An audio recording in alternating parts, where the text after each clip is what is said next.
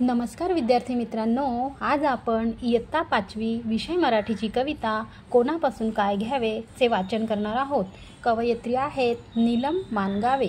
चला तर मग।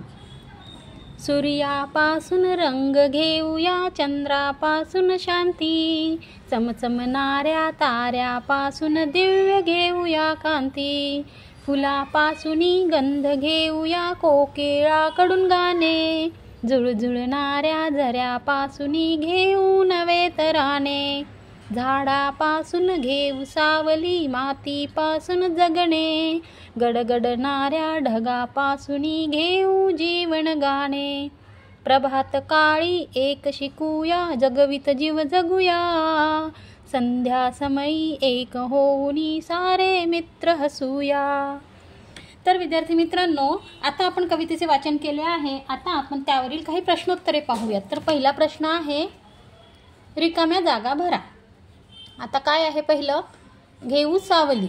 मग इथे काय लिहिणार आपण, झाडापासून घेऊ सावली। हे बघा, झाडापासून घेऊ सावली, मातीपासून जगणे। दुसरी रिकामी जागा काय आहे, आ, शिकूया आणि जीव जगूया। तर त्याचं उत्तर आहे, प्रभात काळी एक शिकूया, जगवित जीव जगूया। त्यानंतर दुसरा प्रश्न आहे, कवितेतील कोणाकडून काय घेता येईल ते लिहा।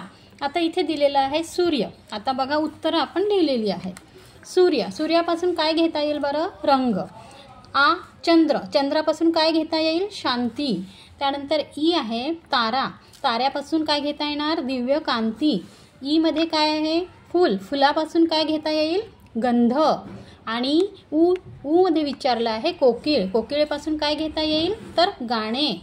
आणि ऊ पुन्हा विचारलं आहे झरा, झऱ्यापासून काय घेता येईल मित्रांनो, तराणे।